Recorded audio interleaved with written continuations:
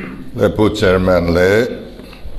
General Assembly Palai Local Khom Song Song Te Zavain Chibai Kabuk Sewa Hey MUP Nen Hian Program Hi Kan Nei Sing Tavia Maya Hey Po Hian Nuam Katia Man Lo Sung Sung Te Po Hianin Rontel Ram Hi Kan Du China Voin Te Po Hi kan du hun taka mang thelo mai la keman ron tel pui ram cheu ka do wanga kan han son khania luang taka kan mang thelom oma tin local thelo area eng mo zat kan nei chungin hei hola kan leng lo tho maya alom om khop mai tun malam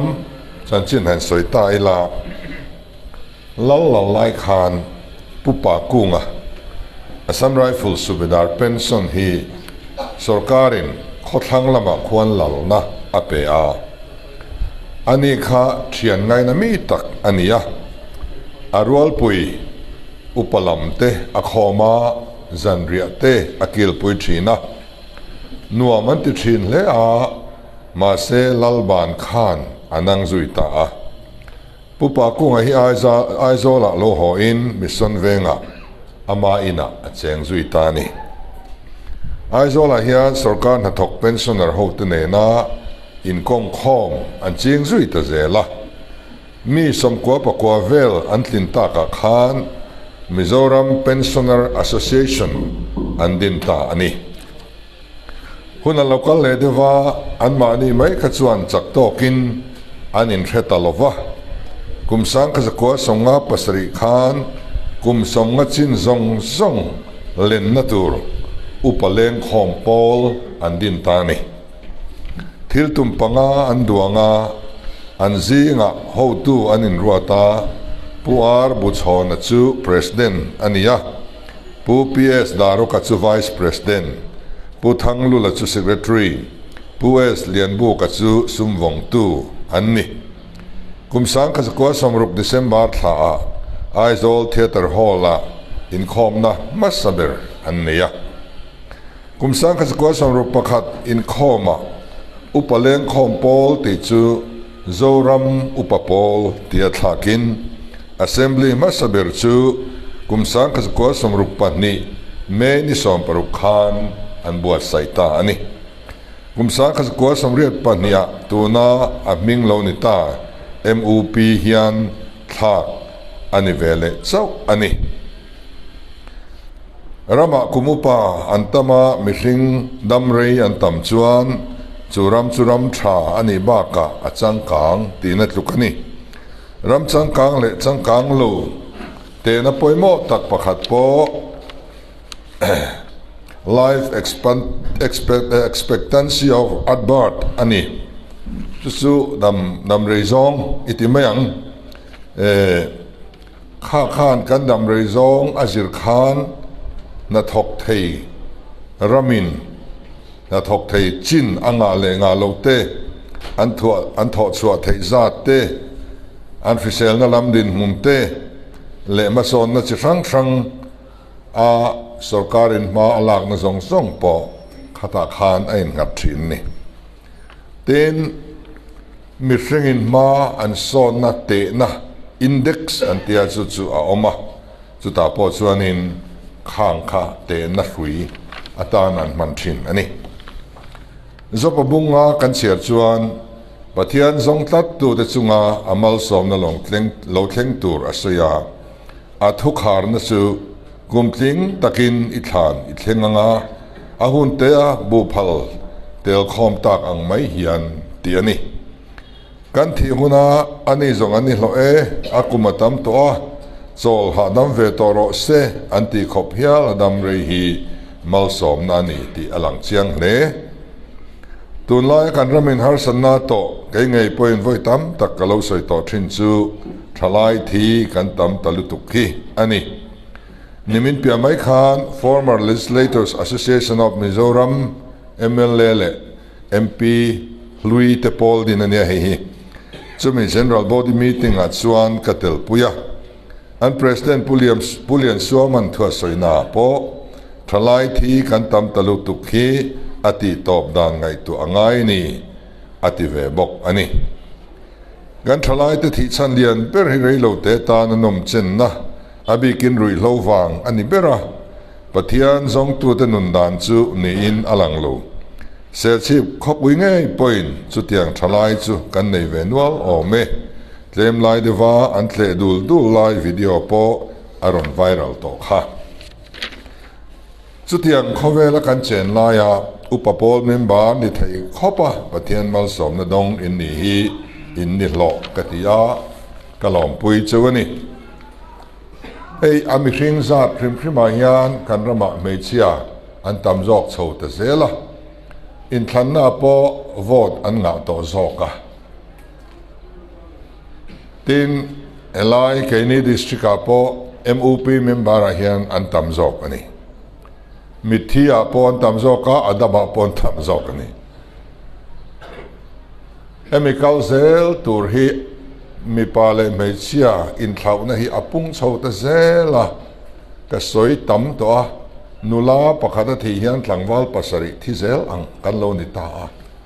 kan malam hun hi athim ani kan nula ten mizo pasal nei tur an hrial lo hun hian min nang trep to ni so wang chuanin ei hi kan vei hi ngai ka tia pathian hena kan tluk lu pui po hi atrul ka tia nam hi kan ral thei mai don he ti chuan chu wang chuan kong dik kan zo angaya kan dam rei ta lo em mai hrim hi vei tham alo ni ta ni bible a chuan dam rei na tur pahni kan mu han soi tai la pakhat chu nu le pa thu oi ani nu le pa thu oi chu thu thung thu tiam nei thu pet ania le a hian idam riang tiania voina local com ho te po MOP member ni thei khopa lo seliam tha kan nia nu le pa thu oi thin kan ni ang ti karing ani ten tun lai a hianin manin chunga pile pute nu le pa te bak tak takabiak ching an tir pokal thadu lo inin teiveta che ti tele trong kam moi vak lova nu le pa te pile pute chan let mai po hre to lo kan thalai zinga hian an ta viau mai ni chung ko tinin hei kan in zirti thar atru le in kria kumu patan tartan in tlarung taka hun te lo to a kan tu le fa ten min mangai lo chuan anin ti te kan lo mai zel don chuan thil kan hriat thiam lo te lo tam tuala imol lu tuk ti te kan lo chuan that taka min hril fia pe lo ani chuan ka in chung nuam ani don lova ka tiang tu le fa te kha MOP member ni khop hian an dam khuwa a sengem ti kha ngai tu tham ani ta ni chu wang chuan dam rei kan du chuan ai upaza te nu le pa pi le pu thu oi te tin kan na le pol tin renga ho tu te thu oi te chu mal som na ani a ke mani tan mal som na ani a hi kan hriat thar ka du a tin adang le chuan buk na le te na dik takaman hi dam rei na ani bible in min zit ti danin enga tinge kan dam rei lo em kan ti chuan kan rama buk na le te na adik lo mai ni lovin dikaram to lo ni kan char tin kan dui tin adik lo fai peka bazara kan thil le abuk si adik lo em ei bu fai buk ringot po sarkar tharian ti dik kan han tuma do dal na lian hle ani ma se tu na hi chuan kan kal thui to kan ti dik thui to hle ni mi huat lo poi sak lo angaya in than le min vor lo don po poi sak lo angai ni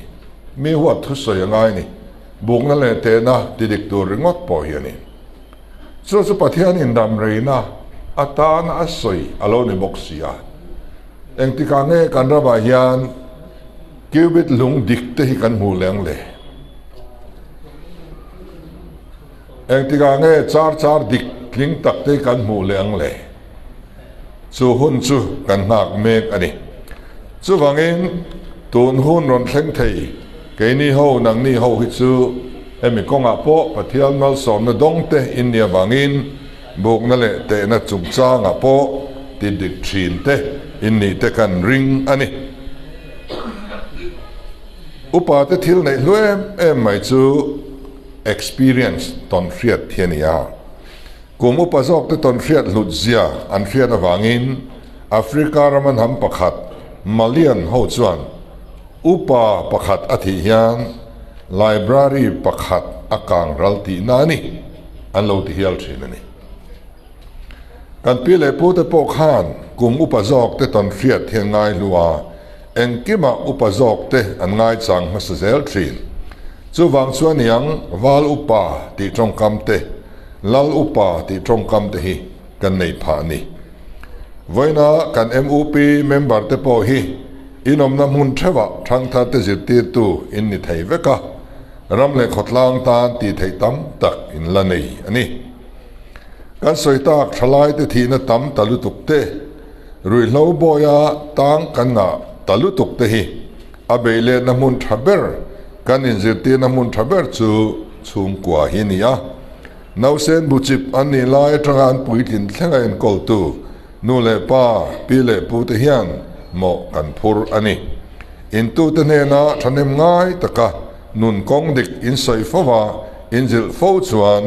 in thu an oi hun hi om ngei don ti hi achiang ani mizo te hian tar a di trong kam hi kan nei mau maya nam dang te hian he trong kam hi an nei vengem o kan kum atam ta ka wang kan at chan tur hi a omin alang lo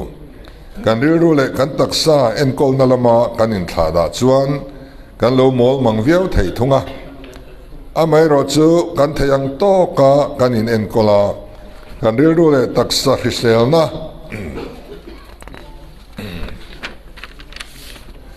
lam le khabuchiarte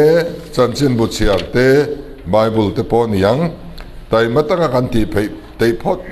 phei phot chuan kan tar a na chan tur eng ma omin ka hello tu ma itar a lawangu mania flam member te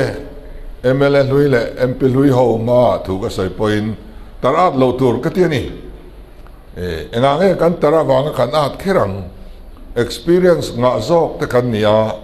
tun lai thiam na lo sang zel internet ti te WhatsApp ti te DeepSeek ti te khang kan mang thiam to kher lawang khang kan mang thiam lo wang khang kan ata ni reng lo he lai tho malak dan te tun ma kan ei zon nan le kal phung zong song te su eng kim tap chak zo la tangin sir tin na kan la pe thei vek ani kan hun ai nang to lova kan ei zon na kong ai nang to lova chung kwa po han thut ho dial aum to lova ma ni room te kan nei sanga tin so po kan ei rual thei to mang lova u nau pian tlang nge te po ni tin an na tho an office kal na te nang lova kan ei zon na kha han ti ho don po ni langin a rang em to mai ni khatiang muna kan chena wang khan kum upatan son khang zong kha zuk riat thiam te lo har sa tar a ni mai po om thei tak tur ani tun ma de suanin chung ko khat mai kan ni lo kho khat kan in sakdani nang pu ta kan khum kan mut buai in anga kan thom noi nanga นี่ตินกดสวปขดากันลอยติขานนัดทุ่มบุญกันทกะกันสมัยพวกไอ้หนังเด็กปุ๊ตากันบุมังแต่พวกเขาตุนมาชวนอินอังเด็กปุ๊ตุระกันไงนี่ตัวน่าชวนสูงก็ประคัดบุมังพวกนังไทยตอโลเร่งขัดยังหุ่นกันออกมาวางคานหุ่นเฮียนังลำเวตาชิมชิมามาเราสู้คุมาเราอุปตาตรอาดกันแต่ยังฮีตุมจวนอันนี้เราไทยให้หดเตรอฮิจุอโลอมโลไทยเราว่าตักษาเองกิมอโลจวยมิดเบงเองกิมตักหานกันทวกเตโปอโลซองเตจันนะกันเมมโมรีเตโปอโลทะโลตัวจันฮะลังเงี้ยปอเฮียนินที่ไทยเราจินเตจุอมเวะอามาเราจูอาดโลเขาจะทุรันได้อันนี้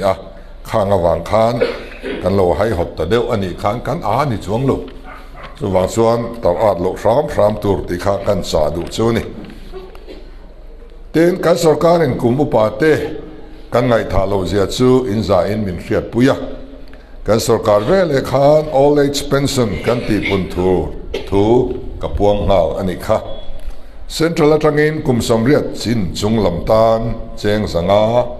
เละกุมสมสริปกัวหน่วยลำตาลเจงจัดนี้กันดงชีนะไม่ท้ายเลยรัวบันโลตานเจงจะทุ่มเวกันดงชีนบกะตุนมาส่งขจวนสเตทสการอินเจงจะเวลอโลตุมเบลเวเดียดชีนอันนี้ค่ะกันนั้นสการะสเตทอินตุมเวลำฮีกันติสังตดอร์มายะนิคุมเอบริลท่าจังคานแคตตากรีตินะเจงสังขัดเทวกันเปตากุมสมรุกจินเต้นเจงสังขจันนีเละกุมสมเรียจินเต้นเจงสังขจังอินโลดงเทตาอันนี้ฮีอัตรูกันที่เอ็มนะฉันจูช่วงกดินมุนไอนังโลวะฉันขัดจูอันช่วงเตปอยนันเอ็นกอลดูโล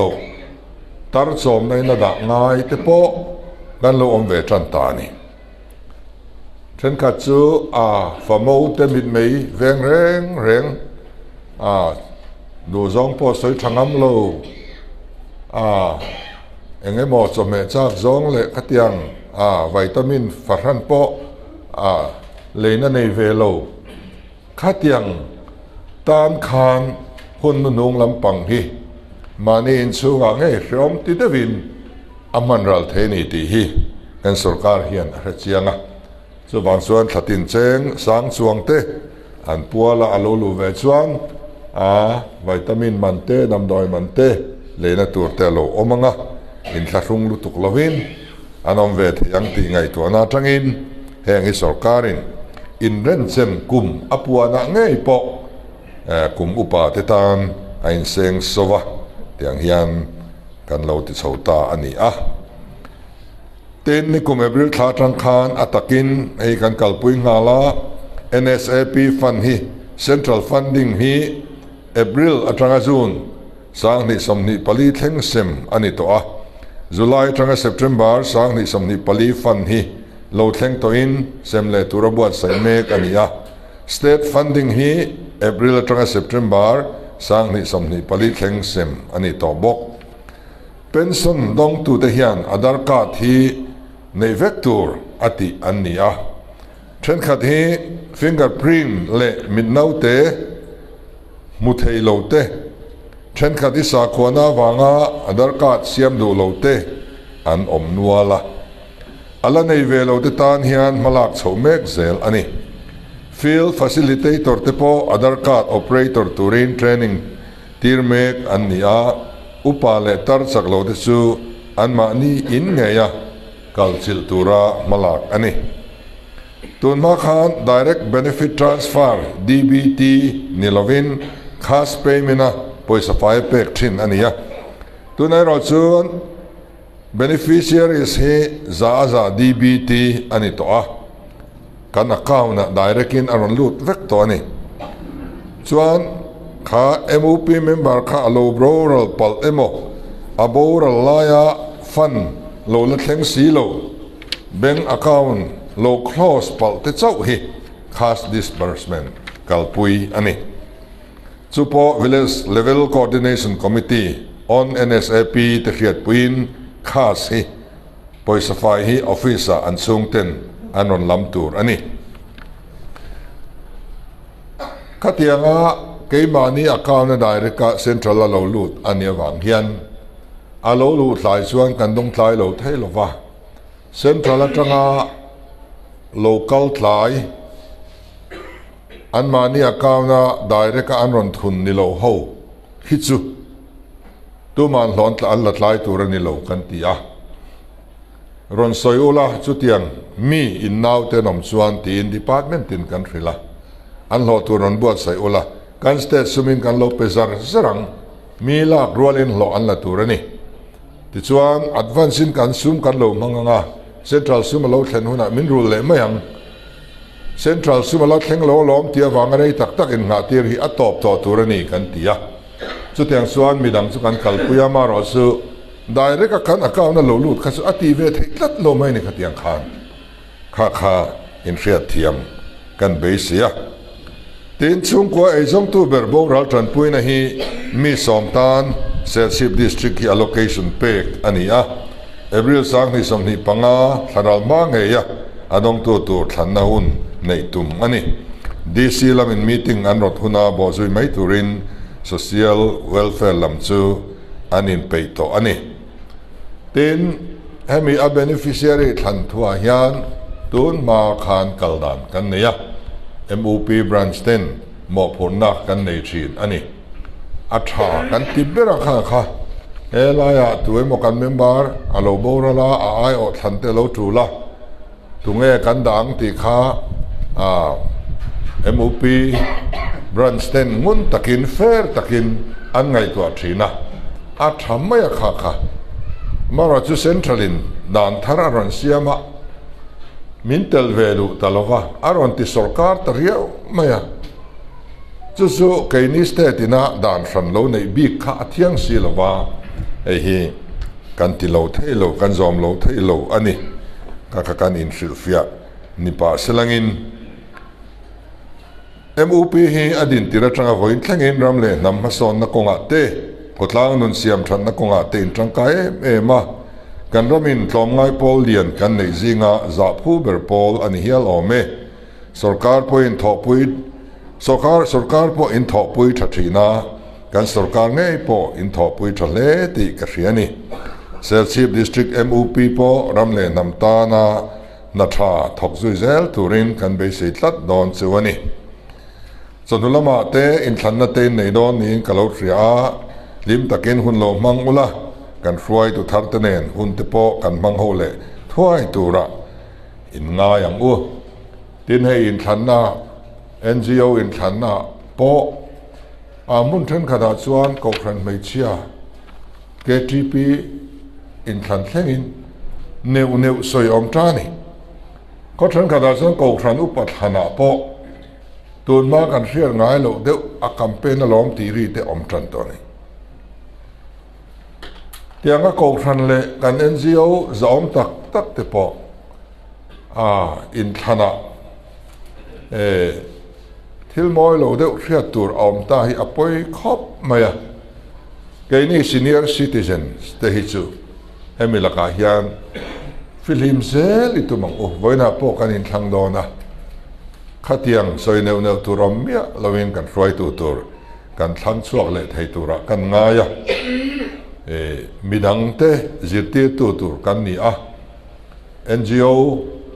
pol zom tak aniang hian kan in than te po hi zom tak kan kalpui athale ani ten sumostan chungchang kha tiang hian ya keini sau khas sumostan het nei du kan ni lawa khodang zong in an du ve vek ani chu ai ho khapui mi te khwan an ngai thelo em maya thokan lai phe ka chuan sarkar masa te khan khopui po na om turani an lo tia khopui po na an lo da to ni khochung ati boi thak traffic jam asiam ati drop ti te ania khanga wang khan mun la zok le fian rial zok ate som te po alo ni to thina tu na hian a han son le lam hi chu kan ri ru hian om thri lem lova amaro chu mun nget nei tur kha chuanin a thei lo thlu ka ni mun nget in pe ki chu an tum lo khop mai tu na kan ti anga kan la ti zui zel thei ani chuan alom om lama ngai mai ilang a tha in karinga ten heng ni khwa General Assembly ni khwa hi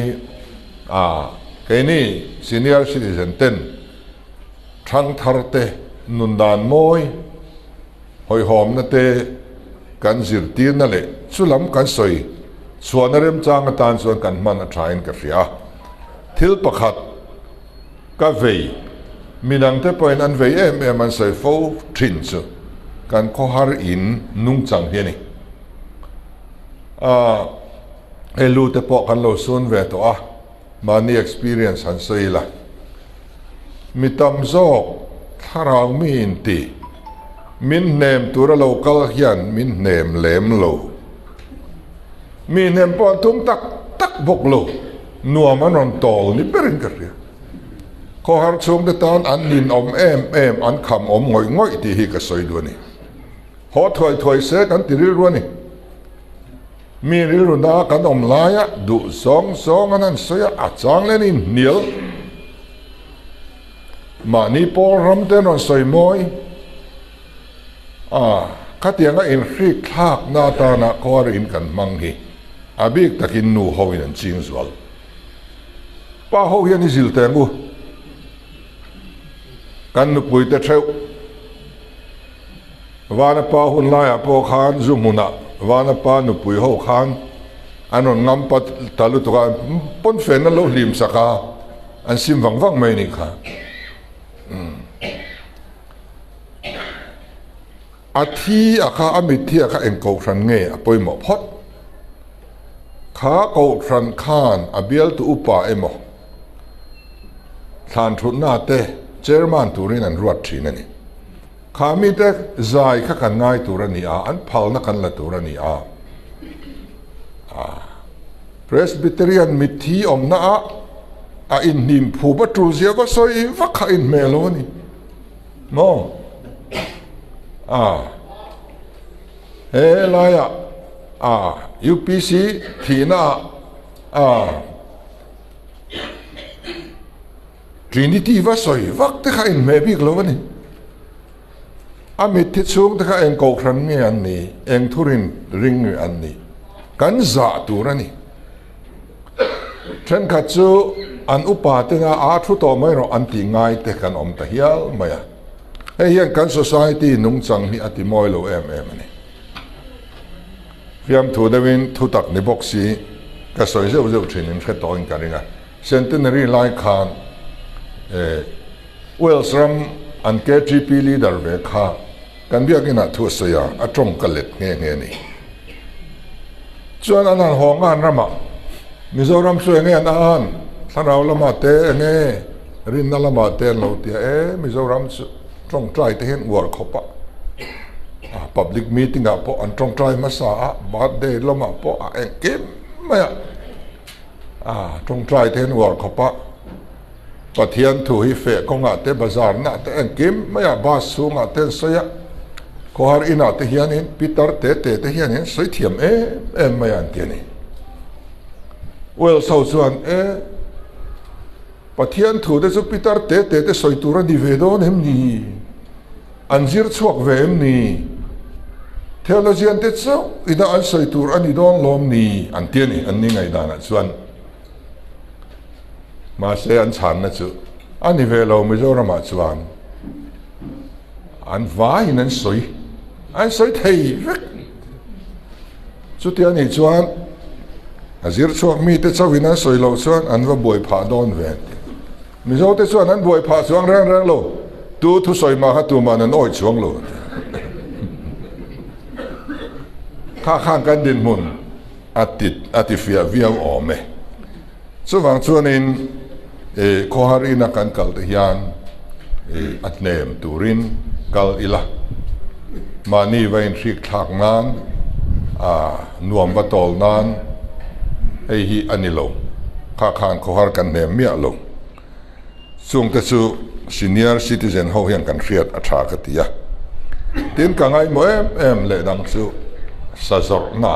ma ne khanin ngai ka kal ngai to lo ba bazar pakhat aming chu ka soi kher lo anga sa va lei ve kan tum chu om ngai nei ka hello ka pu helama ka sa hi tha in pol kan ya lo ti huai ma atu ber ka ngai dor tu ri ka hello re không nghe Christian na om không nghe mi zo na om ta ring tu te vek ko ran mi vek kan ni se enga te zor sa zor na muna khatia kan om le khatia ni bazar kal hi ka khre ngoi to zu ta thang chuan om ngai na min ti khelo tin ai zo le lung le in kar ko nga hian khuwa chu ka soi lo wang kong sir bazar thadeu nei hian oma zana kan honglam kan han bazar mai chu pakhat kan dor lain nu pakhat in minon pot lop ma ka ta hi lei tur ni kino MNF lut tu kan ya tia min pot leng dor ma bazar te le zel politika kan in rol don ni mo kan du zu kan lei ve mai tur mo ka ti lai khanin ya nge ki dor a soi sa thin se sin ten tia chuan pakhat a local vele khanu kha po kha eng mani big lo ra te vele om ngai na kan khelo kan du to kan lei to no po milador velo mi dor ngai turani te min tia min non lu ya sulai muna chuan kan chol ngai to lo re ke mani ang khan tam chuanin dor tuan nei tlem tual don ti nani enga tinge khatiang nung sang kan put le kan society kan zone un moi people tra kan in ro chun zong kha enga tinge hetia kan ti le chuti lai kar chuan nu pakhat ka mu ve thong chu api hi kan le ve do nam niang ka so ka sir mi po so nei ve thawa ke chu ka in thal nual to ala in thal reng lo an har sa khop ma ani ta so le zo ro min ti po ka tong ve tho mai ni khang ji nga khan mi tha hian lo in ze ve tho mai heng kan bazar nung chang te isim teng o ani loin ka ria ani chung te chu kan soi du tin atop na kan soi du chu a public water point rantia tui in tur kong sira du apiangin an khit mai thei tur hi kan lo la nei velova kan DC nen kan in bia heng lai rem chang lai hian MLF fana tang in cheng noi ngaman kan ron da dona chu tui sik vot thiang hlim adu apiangin anin thei tur kan ron da don ani tin dialysis call kan mamua hey soiring na rei to hospital building thar inga kang kan ti chuti lain aizol pan ngai somli borvel kan nei reng ma dialysis ti ngai hi to kana kan ho tu te kan block roi tu te ho te ne kan an soi hova sak zo hun nga kha chu la don rio mai sia tin hey aziom de ho which one aizol pan mai thia a serious to khoilo thailo tur hengo tan hianin a boi thak le zo amangan thak le zo le ni chuwang chuan kan doctor te po kan rona amun tur ingai to le phot mai te ngo sen so chu kan ron tumanga amun tur in ngai to fel vele dialysis call kan ron da don nia kan in tibok ani te tu kana khan kan tu thro nei na khanin kan secretary hianin kan MUP building ke rombot a cheto lutuka atia ke rombot khelrat fe om ni nge turania chu aman tur han riau la ka te he man tur te ron ria tunga ne kan treasury ma kan hlan do ne mi le kan treasurer le le na tur thar le na tur kan tu me le